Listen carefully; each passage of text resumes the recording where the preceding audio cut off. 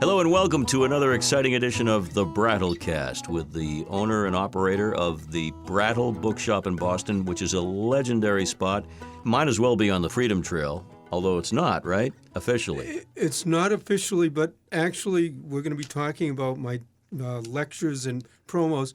I will give a plug. We'll do that in the talk. But okay. There's a new place where they promote us. They should be promoting you on the Freedom Trail. But for those who don't know, the Freedom Trail is a staple when you come to Boston. All the historic sites, you can literally walk the trail. But just take a few steps off the trail on one of the side streets, West Street, and you'll come to the beautiful Brattle bookshop, which is amazing. We're less than 100 yards from the start of it. There you go. Well, you're going to New York as we record this in a month or two at the Grolier Club. What is the Grolier Club? Grolier Club is a very prominent book collecting club in New York. It's been around for well over 100 years.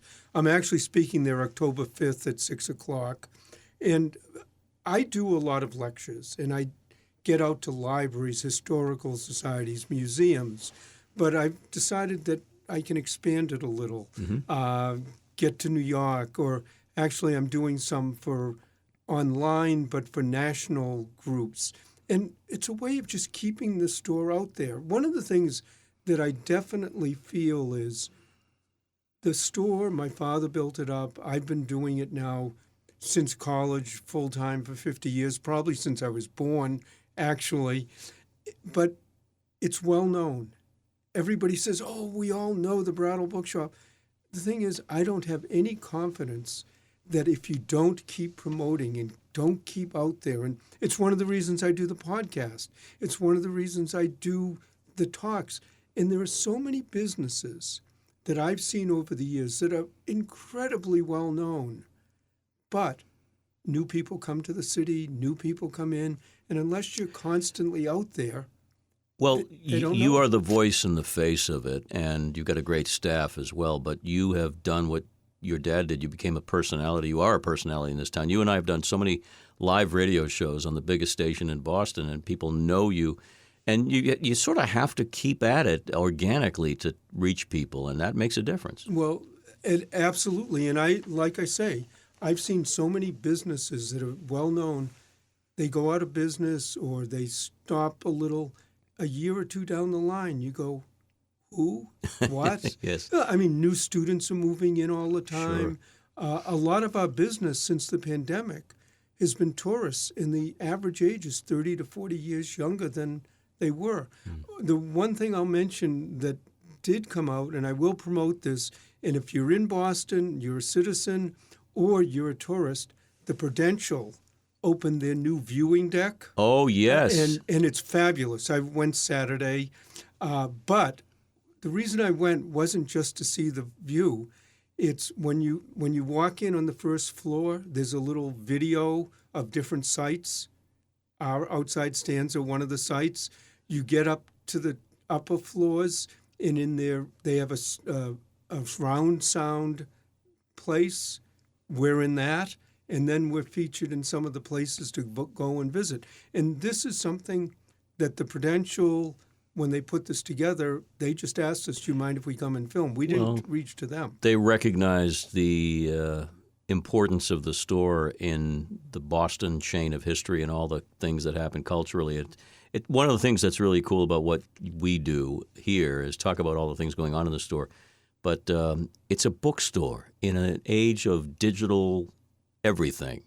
It's so nice to know that some things remain intact. Oh, absolutely. And then the fact that we have outside books, except when it's raining or snowing, really is photographic. So people love that.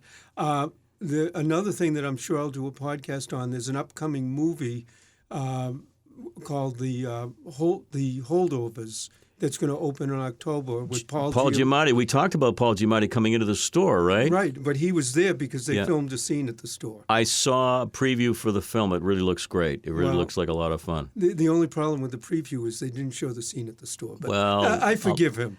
Let's do lunch in Hollywood with some of those folks and fix it. So you're going to the Grolier Club, which is a prestigious place to be. And what's your theme? Do you have one? Well, what the theme is, and they wrote it up so well that I read it and I go, boy, I'd like to go to that lecture. But it basically Ken Gloss, a praiser, decades long, and they improbable finds and stories about having coffee out of Thomas Jefferson's coffee service, having T.S. Eliot's copy of The Great Gatsby, a copy of Isaac Newton's Principia Mathematica that he wrote marginal notes in. But then just the stories and the finds, the manuscript one time for On the Road, and so many things. And I'll get to talk to the people in New York about it, but it's such a national organization that, again, the reason I do this is, okay, we're well known in Boston. Why not reach out to New York? And I get a trip in the meantime. The other thing, too, is, and you know this better than anyone can, there's a tight-knit community of readers and lovers of books, bibliophiles. There really is. And like any other tight-knit community, they connect with each other in other parts of the world and other parts of this. In fact, we're going to be talking about the upcoming antiquarian book fair coming to Boston, and people from all over the world come in for that. Absolutely, yeah. And that's going to be the end of October in Boston. I'll do another podcast about that. But one of the things, again, when I do the talks, one of the things I've very much realized in talks, in the podcast, in everything, is I don't try to teach people about books. I don't try to teach people about book collecting. I try to entertain them and try to convince people that old books, old items, autographs, manuscripts, talking about it is fun and entertaining. If people want specifics and details and all of that, they can always get in touch with me either through email, phone calls, coming into the store. But the main thing is books are fun. And so when I do lectures, I do them, like I say, at local libraries, historical societies. I don't try to do anything but, hey, this is a lot of fun. And I have hundreds and hundreds and hundreds of stories about people who've come in, books we've had, employees who have gone on with things, interesting characters who have shown up. And I'm always interested in doing more. I do 2 talks a month. If people are listening and go, gee, this would be fun, call me up, email me. Maybe we'll do one at your organization lecture. And in your phone, everyone has their phone with them. Your phone is special because you've got the topics for stories. What people ask me sometimes what I collect, and I really don't collect books. When I grew up, my father used to bring home 5 or 10 books a day. Do that for 30 or 40 years. Our house was just piled and heaped. I read a lot, but I read the book, I bring it back to the store, I sell it, I get another book.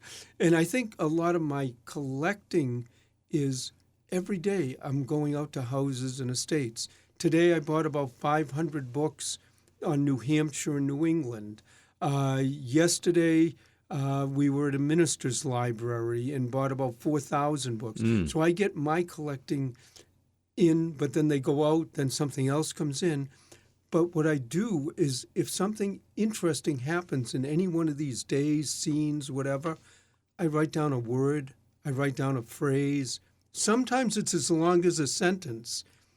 But every one of those, if I look at it and I scroll down through hundreds of them, I could go on for half an hour with a story. Yes. And matter of fact, the way I could sometimes do lectures, I've never actually done this, but I could print them out, put them on a wall, take a dot, and throw it, and say, okay, there's 5 topics. That's going to be the lecture. Might be a new game show, Let's pick a topic and Ken can talk about it and regale you. Well, one of the great things about books and book collecting, and one of the great things that reason stories, every book that was ever written, ever done, some are obviously much better than others, was done because somebody thought it was interesting. Mm-hmm. Somebody thought that somebody would be interested, whether it's a very technical, mathematical formula, or it's a biography or a novel or some subject that you can't imagine that even existed.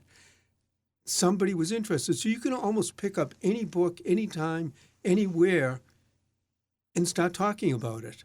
And if the people who are interested in that subject are enough of a character, even if the person you're listening to or listening to what you're talking about, you can make that interesting. They might say, well, I don't care about that, but boy, if books are like that, maybe I'm interested in this. I mean, who would think that going to a house sometimes can be an animal nature thing? I was at an estate, and this was just in the suburbs of Boston, but it was a wooded suburb. I was there around noon, lunchtime, and the back door bell starts ringing and ringing. And the lady goes, oh, wait a minute. She says, I know what this is. Her mother, who had passed on, who had the house. I went and looked at the back door. There were raccoons ringing the doorbell. Lining up. I guess at lunchtime, they ring the bell, God. and her mother used to feed them. Characters. You can't make them up. You can't make that up. But no matter what books I got from this lady, I got a great story about it. And that's what happens with so many people, that you go out, you meet a bunch of different people, they're interested in books, they have stories, there are things that go on, and that's what my lectures are. Now, would you be able to pattern a lecture if someone said, Ken, would you be able to talk about Revolutionary period books or Civil War material or maps? You can do just about anything. I can do almost. You take requests. I can do almost any subject. And what I do in a talk is I just start and go, but I always have a question and answer about a third of the time. Mm-hmm. And almost no matter what anybody asks me, I can go off on a tangent anyways. But so I do the question and answer specifically so that if someone wants me to go off on this subject or that subject, whatever. And even if they say talk about the Civil War, I can make that a whole talk about baseball. I was just going, in my head, I saw Abner Doubleday. In my head, I knew you. I know how you think, of course. Well, just for instance, I one time had a diary of a man in the Civil War. It was a standard diary, cold, hot, mud, whatever. He was behind the lines for 2 days, had a game of baseball. In the game of baseball, he got hit by a ball, run down on the bases, and jammed his leg sliding in, and then said, I've had more injuries in this game of baseball than I've had 2 years of battle in the Civil War. But what it also did was it took that Civil War diary from being worth a few $100s to well into the tens of thousands of dollars, because baseball collectors just went crazy over it. That's another thing, too, that you can do that very few people can. You can initiate an idea of cost and worth based on the market, based on what people are collecting. So that's always fascinating to people. Let me say one thing about my lectures. We post them on my website under events, so where I'm speaking and what's coming up. But I really want to emphasize that if somebody out there listening to the podcast says, gee, he'd be a great lecturer for our group, get in touch. I'm not shy. I'm happy to talk about books. We've done almost 200 episodes. You're not shy. No way. And I know you do a great job when you're out there. So people can contact you through the website, brattlebookshop.com. And find out where I'm speaking. Some of them are online, virtual. Some are hybrid. Some are in person. And I'm always looking for interesting places that I can go to give talks. You will take New York by storm. Of course, you are a Red Sox fan, so just keep that under your hat. Well, I'll go to a Mets game. Okay. He's Ken Gloss. I'm Jordan Rich, and you've been listening to another entertaining version of the Brattlecast.